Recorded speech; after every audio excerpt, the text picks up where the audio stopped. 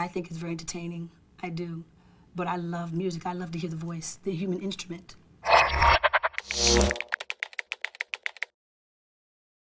The elements that make up a great pop song, for me, was the melody and the lyric content. Whether it be about love strong or love weak, love in between. It talks about the ups and downs and experiences of love, basically.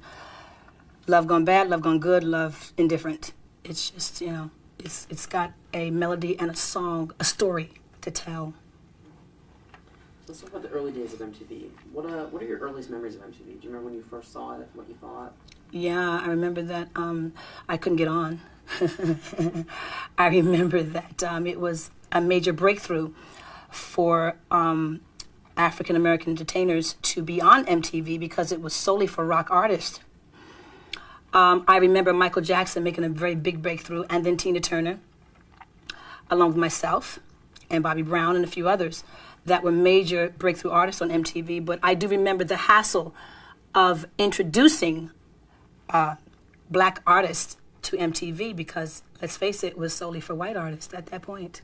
It was primarily a rock station. Well, yeah. And then, Jimi Hendrix is dead. It's only black rock and roll artists.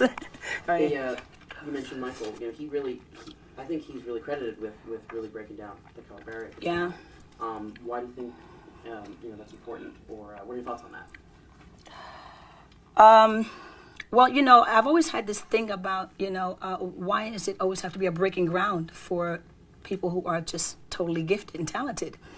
I would think that because of the talent and the humongous talents that African Americans and other artists, who are Caucasian Americans have, why should there be a breakthrough on MTV? I didn't get it. But again, you have to be outstanding to break down the walls. And Michael and a few others are outstanding. So, it was cool. It's very cool. Were you watching the channel back then, or were you so busy with your early work in your career that did you get to see it much? Sure.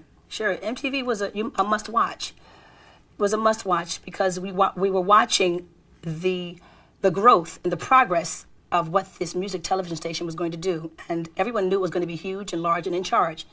So what we had to do was watch the format to see if we could fit in or see if we could break it. So we did both, basically. Let's talk about some other early MTV artists. Yeah. You recently worked with George Michael. Yeah. On the duet. Yeah. Do you remember his videos from his days in Wham? Oh, yeah. Wake me up before you go. Sure. I do. Were you a fan of his music then? I was, yes. I thought, he was very cute and adorable and very poppy, very catchy, The George Michael, 5 or 6, 7 years from that point, from Wham, was totally different. He grew up and became this phenomenon, who talked about things that people really didn't want to talk about. What did you think of his solo work? What did you think of him breaking away from, it was kind of risky, I would assume, but what did you think of his solo work? Anytime you break away from a group, it is risky, unless you are the group. And let's face it, George Michael was the group. So him breaking away and doing a solo thing was, not a surprise, but, definitely a phenomenon because he took off like, just skyrocketed. His first big solo success was with a video and song called I Want Your Sex. Mm-hmm. And despite its pro-monogamy message, it caused this huge uproar because it debuted on MTV just as the AIDS crisis was making headlines around the world. But do you remember that period? What do you remember about that? And how people reacted to his video and his song?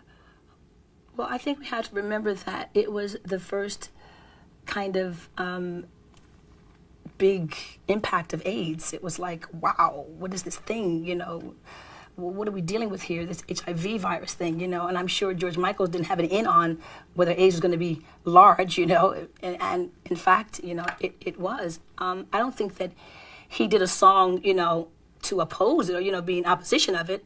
I think his song came out and then there was this AIDS thing, you know what I mean? I don't think that, he condoned it or anything. I just think basically it was just by coincidence that happened, but who could stop AIDS, from doing what it did? So this was the late 80s, and around that time, or actually a couple years later, there were a few very, very successful producer-driven dance pop acts, like CNC Music Factory, Technotronic. Sure. And they were often fronted by these sort of skinny little model types who weren't actually even singing. Yeah. As a true vocalist, what did you think about that when all that? Shame, shame, shame, shame on you. Yeah, because I know, for instance, CNC Music Factory, Martha Wash was the singer on that record, and when we saw the video, we saw a very, cute little dark-skinned child singing the song, which we knew it wasn't her. I certainly knew it wasn't her, because I know Martha Wash from years ago, and the woman can sing, and you can't mistake that voice. So to me, it was like, well, wow, you made a hit song off of this woman's voice. How come we can't see her? What's the big deal? Because she's a heavy-set woman with a beautiful face and this gigantic, fabulous, tremendous, rock-kicking ass voice. What's the problem? Is it the image situation? Well, today I know that there are beautiful, big women who can sing, and we love them. Why are we afraid to hear the truth? Right around the same time that all this happened was the whole sort of Milli Vanilli scandal. How much do you think all those stories and all that, like, hurt pop's credibility, if at all? Well, let's go back now. Let's go back to the days of, West Side Story, when we saw Natalie Wood singing and we knew it wasn't her singing. I mean, come on. It's called a business. And if you can make it by getting over, you will. People will do it. If you can make a song and claim that, you sang it and you didn't sing it and nobody knows the difference unless they're in the studio with you, what does it really matter until you get busted? I feel bad for those guys. And they got busted. Point blank. Busted. Over the next few years, MTV really started to turn its attention more towards certain kinds of rock music and hip-hop. Right. And the only real pop artists getting MTV play were the real vocalists like yourself, Boyz II Men, Mariah. Do you think that was a reaction at all to sort of the phoniness of that period right beforehand? Or do you think taste just changed? Or I just think people weren't going to put up with that. Period. We were not going to put up with fake singing and taking credit for something that, wasn't there. We just weren't going to. Americans were just not going to put up with that. And that was the bottom line. It didn't have anything to do with me or Michael or the vocalists or people who could really sing. It was just that we weren't going for that. That's out. That's out. This is called music. It's called singing. It's called entertainment. Then let's do that. This was right around the same time as The Bodyguard and I Will Always Love You, which are amongst the biggest albums and singles of all time. Yeah. And to this day, still, and probably forever. Why do you think that music touched people in such a strong way? Again, it's I'll Always Love You tells a story. You can't beat lyrics like bittersweet memories, that's all I'm taking with me. So goodbye, please don't cry. We both know I'm not what you need, and I'll always love you. You can't beat lyrics like that, and you can't beat a melody as beautiful as I'll Always Love You, really, or The Greatest Love of All. Songs like that, they are stories that people can identify with. You know what I mean? Anybody. Children were singing this song at graduations, at weddings, at funerals. It was just an overall emotional feeling that you could deal with on all levels. Let's talk a little bit more about some of your own work.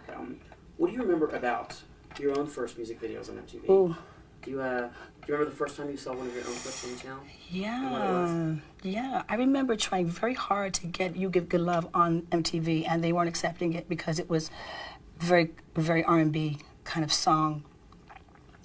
And then I remember coming up with Saving All My Love for You, and it hit so hard and exploded so heavy that they had no choice but to play it. I love it when they have no choice. I love it. I love it. I was in high school then, so don't blame me. Don't blame me. Okay. I would play it. Okay. How important do you think MTV, once, Saving All My Love for You, and then How I Know, which was just huge on the channel. Yeah. How important do you think that was into, taking your career, to another level? We're talking about, we're talking about around the era of Madonna and the Prince, you know, Michael Jackson, Bobby Brown, and the whole, you know, the image was starting to become very imagey. You know, it was the look, it was the hair, it was the makeup, it was the way you moved, the way you danced, the way your mouth sang a song, you know what I mean, the way your head moved, you know. All those little gestures and things became very important for video purposes.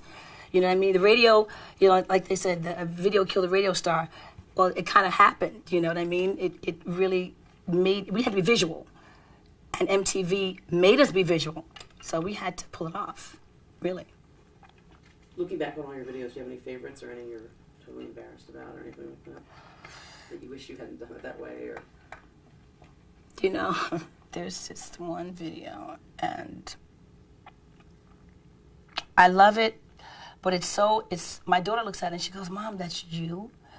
And it's how will I know? I looked the craziest. I had on like all kinds of hair colors mixed in with other hair. It was just wild. It was very Euro, because I did it in England. And I remember coming off of tour, and I was so exhausted. I was so tired that I just remember just saying, okay, just do what you want to do with me, and I'll just do it.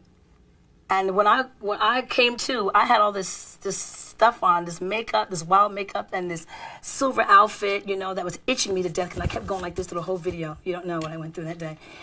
And this hair, you know, and that became, it was just crazy. It was just how I know. I didn't even get the concept. It was just through the video. That was very embarrassing at some points. You mentioned your daughter watching some of your clips. Yeah.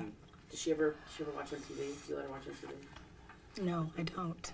Unfortunately, you guys play very explicit videos, which are very influential on little girls. And I happen to have lingerie in my room, and my daughter loves to go in and put on my shoes and my dresses. I want her to stay out of the lingerie. So I don't want her to think it's cool at the age of 8 to have to be sexy. Either you are or you aren't. There's no putting it on. And I want her to naturally be aware of her own sexiness, and not that it takes, like, you know, having to, you know, open your legs or, you know, give us tits and ass and all that stuff to be accepted. You know, I want her to use more than that. So I kind of refrain her from the MTV crowd until she's old enough to handle it.